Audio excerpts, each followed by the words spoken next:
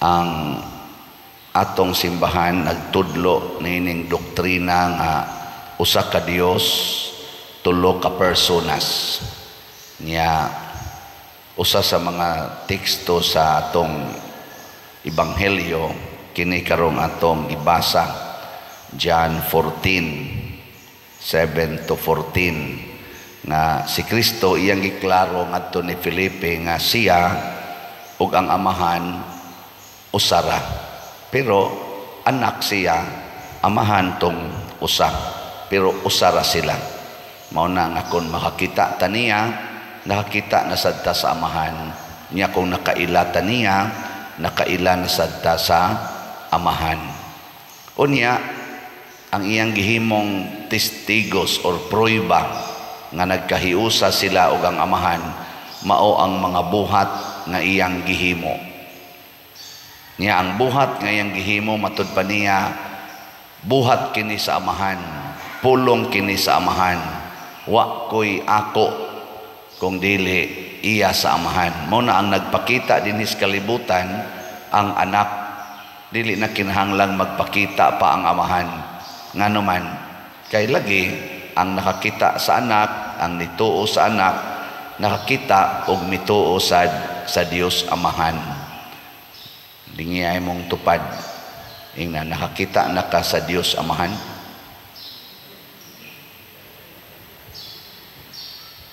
Kay usahay ra ba murag mamugos gyud ta nga makakita ta sa naong sa Dios amahan, dili naman na siya magpakita tungod kay mura na siya nakigkuntis sa iyang kaugalingong naong.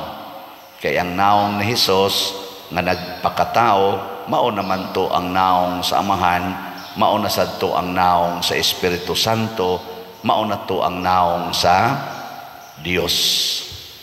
Nakaron unsa may importante nga motuo ta nga siya Dios. Muna diri sa unang pagbasa, sila si San Pablo ug mga kauban nga mituo sa Dios, nituo ni Hesus nga Dios, nagbuhat sa mga buhat ni Kristo.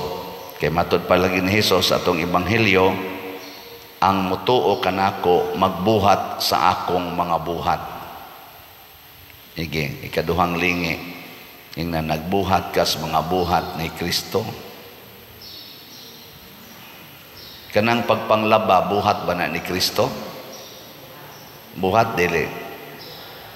Kanang paglungag, buhat na ni Kristo. Kanang pagpamalit og slat, buhat ng Kristo. Kanang pagpangural anang agianan sa ibong silingan, buhat na ni Kristo. Kanang siging pamalit anang mga gadgets nga bag-o bisag inutang, buhat na ni Kristo. Kanang pagpangiskis anang kilay, buhat ng Kristo.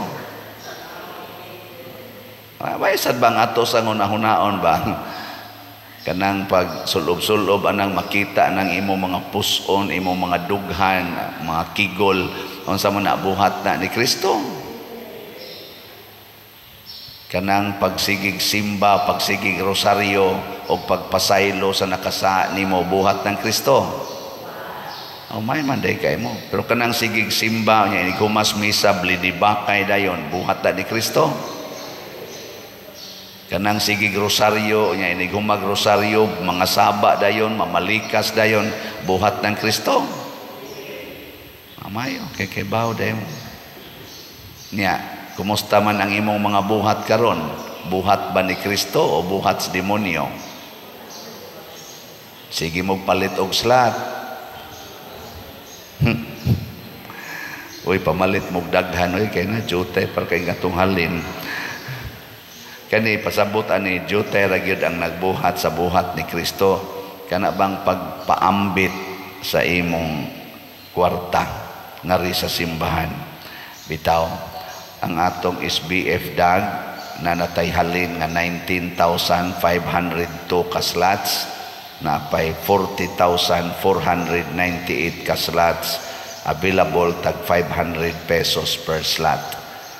Nya nga to sang special slot nga tiwasono na katong DCHS, Divine Cleansing, Healing and Strength, na natay halin nga 25,858, napay 4,142 ka slots nga available.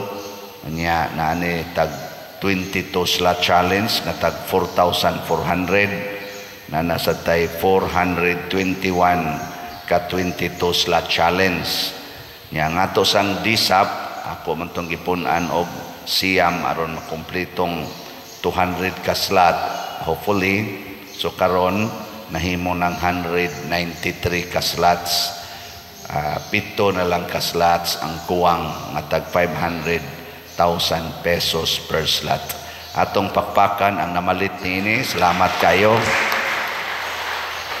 Makaday kita o makapakpaktas Ginoo, pero nasa nag-text nako nga nailad na po siya sa scammer.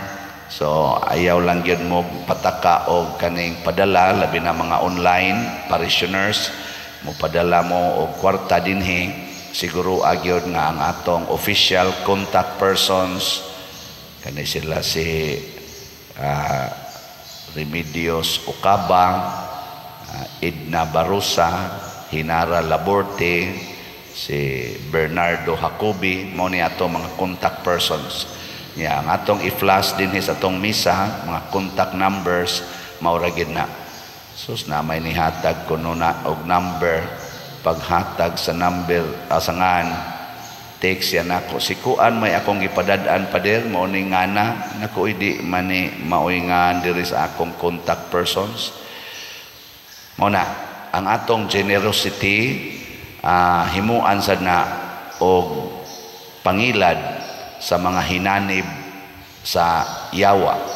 Tungod kay dinhis kalibutan, doon na manggi masina, doon na mo pahimos, sama sad sa nahitabo sa mga apostoles, diri sa unang pagbasa, gikasinahan sila sa mga tao nga kunuhay mga leaders, mga hinanib di ay sa demonyo.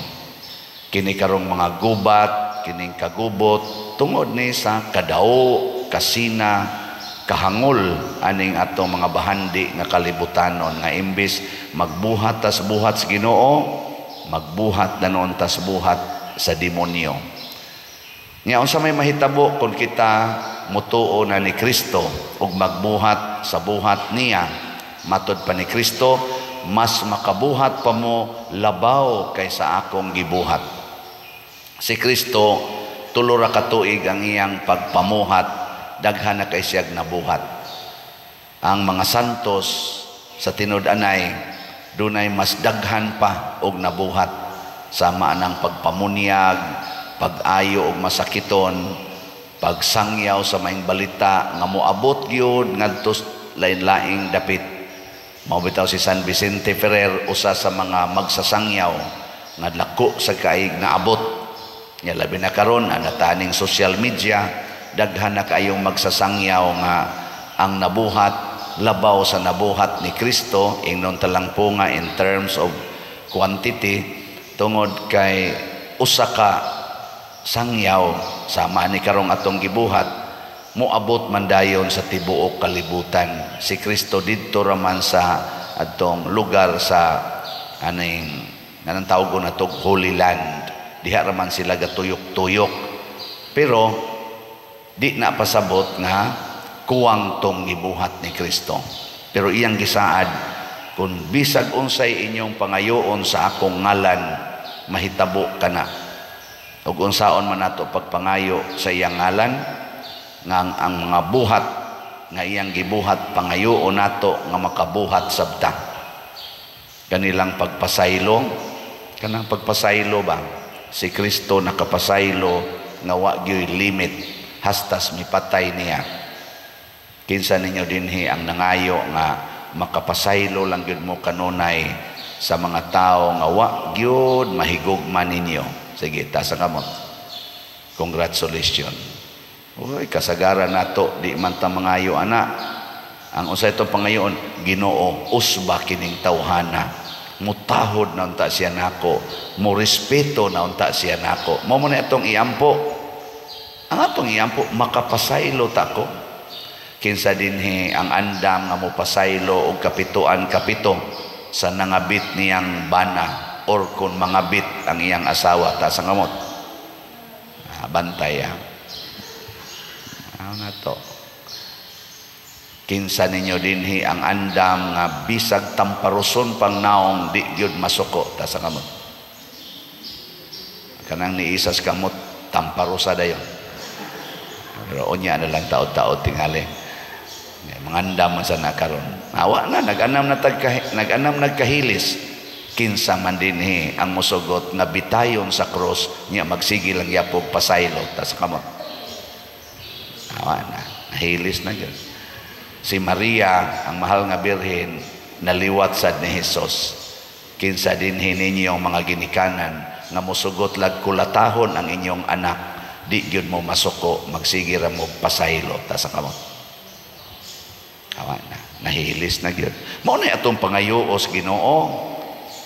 Mao na atong Panginoon. Kausa si Pedro akong maguwang gisukmag sa among igagaw na tumba in taon lagom pang naong. Nga pag-report na mao na alain-laing reaksyon ako sa suko sa ko pero ako yung ipaningkamutan Ginoo in taon makapasaylo unta ko ani niya kay si Pedro nakapasaylo raman mura ra magwa niya. Okay ra to mawa raman ning lagom.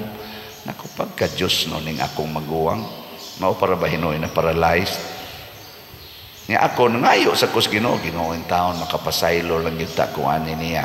Nakapasaylo rasad ko ako pang tagaan pagbugas usahay unsay paginahanglan ako pang tabangan hangtod ako na sad hinoy hapit patya sige lang niya pagpasaylo himo raman nindot kayo so ay ninyo testingig pangayo ba ayaw pangayo nga mausab ang batasan sa nakapabugat nimo pangayuas Ginoo nga sama ni Hesus makapasaylo makadawat ra gid ta mutabang ra gid ta bisan pa man og ang iyang batasan ang iyang binuhatan yawanon lang gyapon di lang gyapon mutahod di lang gyapon mo respeto nimo. Mao ni ang mga buhat ni Kristo ug kun ato ning pangayoon sa amahan sa ngalan ni Hesus nga nagsugo nato ani mahibong gyud ang tibuok kalibutan. Sus og pangayoon lang unta na sa mga leader sa Russia, sa Ukraine, sa Israel, sa Hamas ug sa kanirong nag-ung-ung na sanggubat ning siging lalis aning China, Pilipinas ug pangayoon lang unta aning ato mga leaders tagai ko Ginoo og kasing-kasing nga mapaubsanon ang kalinaw ang tinuod nga kauswagan sa kalibutan mahitabo gyud unta. Pero kung magpadayon ning mga garbo karon moabot gyud nga mawagtang tang tanan mga matay tang tanan pero sagdi lang tuwa man sa langit nga nagpaabot. So mientras tanto nawapat ang mga matay pamalit na lang mog slat daan. Ay na lang mo pag-usik-usik anang himo anang inyong balay palit yung slat nganuman mawa ra maning tanan hasta kining atong gitukod na kumbento kining simbahan maigo ra nis missile mawagtang ra maning tanan pero ang dili mawagtang ang atong binuhatan ang atong gibuhat para sa simbahan mo nay dili mawa kay matod pa ni Hesus og dili mo mutuo nako tuhuin ninyo ang akong mga buhat ha sige nindog na ta